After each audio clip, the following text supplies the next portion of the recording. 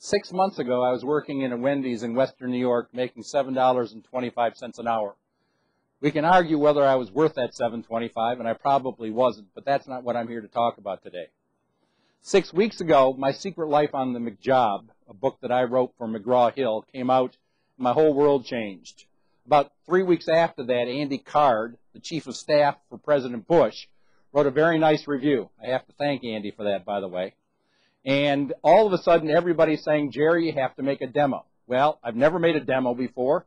What do you do when you don't know how to do something? You benchmark the best. So we went out and looked at all of the different speakers who hit the speaker route, and all of a sudden, I noticed there are 3 things that each of these speakers have.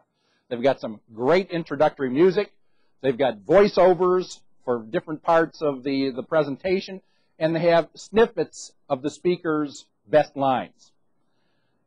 Let me give you my fast food version of those 3 concepts. First off, in fast food, we don't have orchestras. What we have is a ton of noise. So let me describe for you the kinds of noise that I faced in my job. Oh, by the way, I discovered that I have a hearing loss because I would hear managers talking but not know what they were saying. And I finally discovered there must be a reason, went and found out I have a hearing loss. So, first thing, let me set this up. I was working at a McDonald's in Michigan. I started at 10 a.m. on a Thursday. By 11:30, I'm working the front counter all by myself. The line of people who made the mistake of getting in my line is getting longer. They're all muttering to themselves, how do I always get the trainee? I'm sitting there trying to figure out the hieroglyphics of the register and having very little success. I'm wondering, should I really be doing this job? The noise coming from the customers was getting louder. Or take me on the sandwich assembly board at a Burger King that I worked in Western New York. First off, I'm told by my manager, who was a very good manager, that I have to do this job in 25 seconds or less. I can make a Whopper in 25 seconds, or if I can't, I'm off doing a different job. I'm working this job. I think it's a Friday. I don't know why they've given the raw kid a Friday for this job. But I'm not doing particularly well, and I hear in the background some more noise. My manager saying things like, Jerry, this is a fast food restaurant. Keywords, fast food. Or also saying, the line's out the door, Jerry. All designed to make me work faster. Or you could take me at a fry station, a Wendy's in Florida that I worked at. Fry stations are particularly noisy. Fries, when they're in the vat, are very noisy. There are bells going off all the time telling you 7 minutes, the fries have to be thrown out, they're too old, or you got to pick up this fry before it gets overcooked, or the baked potatoes are done, Jerry. I once forgot to put the baked potato flasher on. 3 hours later, I look at these baked potatoes. Uh-oh, they were a bit of a mess. The noise in a fast food restaurant is my symphony. Fast food also doesn't have voiceovers. Those are clever devices. The speaker doesn't appear immodest. Somebody else says all the positive things about. Fast food doesn't have voiceovers. They occasionally have electronic message boards. I worked at a Burger King in Florida where every 5 seconds you saw the message, if you have time to lean, you have time to clean. Rather than look up at that board, everybody was down looking at their work, which is, I think, the goal that they had. So let's take this message board and make it the equivalent of my voiceover. Jerry has never been on Oprah. Ellen says, Newman? You mean Paul Newman? That's the reaction I got there. He's never won a Tour de France. All I can say is he's a pretty darn good ping pong player. What he has done is been a professor at a major university for 34 years, during which time he's probably made 3,500 presentations. He's won 7 teaching awards, including a statewide award for the Chancellor's Best Teacher, and he's now a SUNY Distinguished Teacher. I've done a lot of teaching. I've taught in classrooms. I have talked to people, groups in companies as small as 4 and up to 4,000. But the question is, what do I actually talk about? What I do give you is lessons on leadership when cost is critical. Places like McDonald's, Burger King, A&W have been around more than 50 years. They all started right in the middle of the 1950s. And they all started from day one realizing they weren't going to have money to motivate workers. What they had to do is figure out how any of the other 12 rewards, and these are rewards that I talk about in my book, Compensation.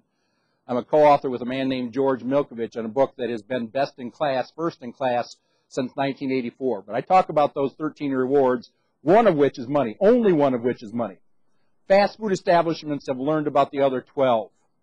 Then there's everyone else, and maybe that's a little bit strong, but most other companies subscribed for many years to the Henry Ford School of Management.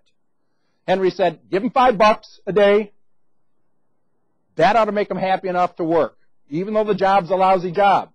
I worked in a Ford plant in Wixom, Michigan, putting myself through the University of Michigan. I did all day, 55 seconds I had to do 11 welds. All day long, 55 seconds to do 11 welds.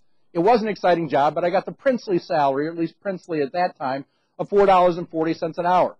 The Henry Ford School of Management. Pay them so much that they can't or won't go somewhere else. Fast food does it differently. What can you learn about leadership from fast food? Why does one store, as I worked in, why does one store have a 500% turnover? I went to interview with a shift manager, and he conspiratorially leans over and says, you don't want to work here. I said, what? You don't want to work here. This is a lousy place to work. And I'm sitting here rubbing my hands. He doesn't see it, but I'm rubbing my hands saying, this is exactly where I want to work. I want to find out what it's like to work in a place that has 5 times a year, all 40 people quit, 40 new ones are hired, all 40 quit, hire, 5 times. Then I worked in another Burger King, 2 Burger Kings, one with 500% turnover, one with 100% turnover. 100% turnover is very, very good. What's different about that second manager from the first manager?